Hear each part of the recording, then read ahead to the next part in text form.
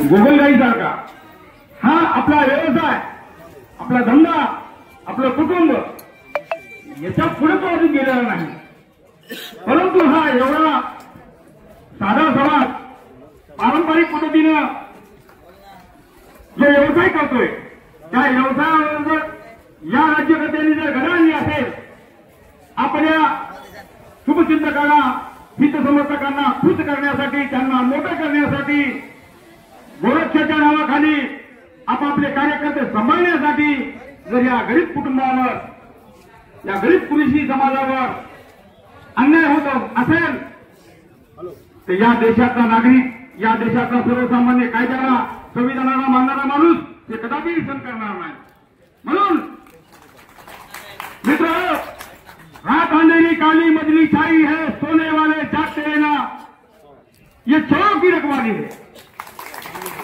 आपण ज्या माणसाला निवडून दिलं, ज्या राज्यकर्त्यांना निवडून दिलं, आज तेच राज्यकर्ते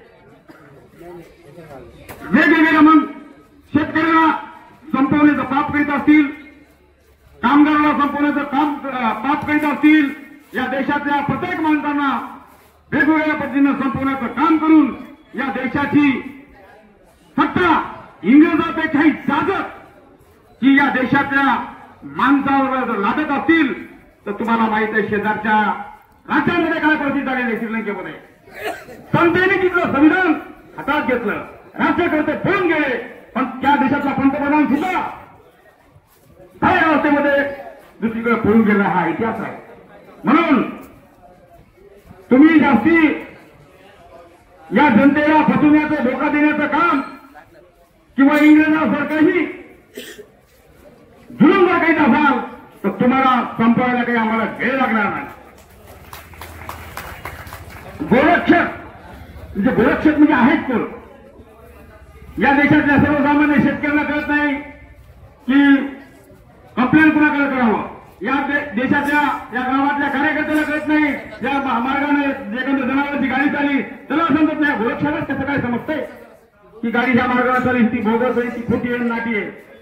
हे एक प्रकारचं षडयंत्र नाही पोलिसांचं आणि गोरक्षांचं. मित्र, आपल्या पालमचे पोलिस खूप चांगले, आपल्या पालमचे पोलीस खूप चांगले आहेत, परंतु बाहेरचे पोलीस आहेत ही परिस्थिती फार अवघड आहे. मी कंप्लेंट करायची, साहेबाला बोलायचं, पेऱ्या करायच्या, चोऱ्या करायच्या, मारामाऱ्या करायच्या, परंतु गरीब कृषी समाजाला लुबाडायचं ही परिस्थिती आहे, ही वास्तव सत्य आहे. ही परिस्थिती तुम्हाला आम्हाला भारतीय संविधानाच्या माध्यमातून ती रोखायची आहे. मित्र, संविधान खूप चांगलं आहे, परंतु ते चालवणारे जर नागरिक असतील तर संविधान कुछ कामी. म्हणून मला तुम्हाला या मोर्चाला, या आंदोलनाला, या निर्देशाला एवढं सांगायचं आहे, कारण खूप गर्दी आहे बोलणाऱ्यांची, खूप गर्दी आहे. म्हणून मी काही लांब बोलणार नाही. तुम्हाला एक दोनच गोष्टीचं उदाहरण देतो. गोरक्षाच्या नावाखाली म्हणजे जनावरं पकडायचे, गोरक्षणामध्ये येऊन जायचे, आणि दुसरं एक आपल्या देशामध्ये गोरख नाव चालू आहे, अनाथ आश्रम. काय चालू आहे? अनाथ आश्रम. जसा मुलगा IAS आहे, IPS आहे, मोठमोठ्या डॉक्टर, इंजिनियर यांचे मायबाप हे त्या अनाथ आश्रमामध्ये, कारण त्या IAS अधिकाऱ्याची बायको, डॉक्टरची बायको, इंजिनियरची बायको अत्यंत असली गरिबीची, परंतु साहेबाची बायको आहे ना, ती साहेबाच्या मायबापाला कशी सांभाळेल. म्हणून एक नवा सरकारनं हे काढलेलं आहे. काय काढलेलं आहे? माई साहेबाला अनाथ आश्रमामध्ये सोडा. परंतु मी तुम्हाला 10,000 बक्षीस देतो, 10,000.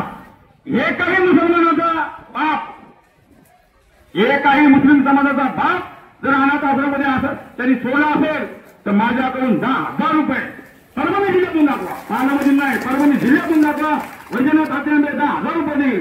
परंतु हात्याआंबे, हलवते, रोकडे, किरस्कर, हामुक, दमुक बकर आमच्या मायबाप दिले या अनाथ आश्रमामध्ये. ज्या मायबापांनी तुम्हाला सांभाळलं, पोषलं, शिक्षण देणं अधिकाऱ्याच्या ह्याच्यापर्यंत पोहोचवलं आणि त्याच धर्तीवर हे गोरक्षक आहे. अनाथाश्रम जनावर सोडायचे कळवा आम्ही देणार, सांगा आम्ही देणार, पोलिसांबरोबर हातमिळवणी करून लपत तुम्ही करणार. बाकी आमच्या शिंदे साहेबांनी निवृत्ती अध्यक्षांनी आणि कायद्याच्या भाषेमध्ये आमच्या पठाण साहेबांनी खूप सांगितलं, म्हणून मी त्या भाषेत जाणार नाही. मला एवढंच सांगायचंय की हे जे आंदोलन आहे या आंदोलनाला या पालम शहरातील सर्व समाजाचा पाठिंबा आहे. आणि ह्या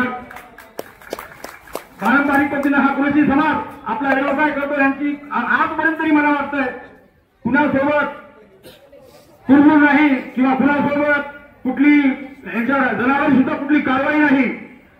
सगळं कायद्याच्या ह्याच्यामध्ये चलत असताना शासनाच्या जातगातीमुळे हा समाज आज अडचणीत सापडलेला आहे. आपला एक भाव अडचणीत सापडलेला आहे आणि त्या भावाला मदत सहकार्य करून त्याचा बंद पडलेला व्यवसाय हा आपल्याला पूर्वपदावर नेण्यासाठी आपण तालुक्याने आपण सर्वांनी त्यांच्या बरोबर राहून एवढं बोलतो आणि मी या ठिकाणी थांबतो. सर्वजनिकांनी मला जी बोलण्याची संधी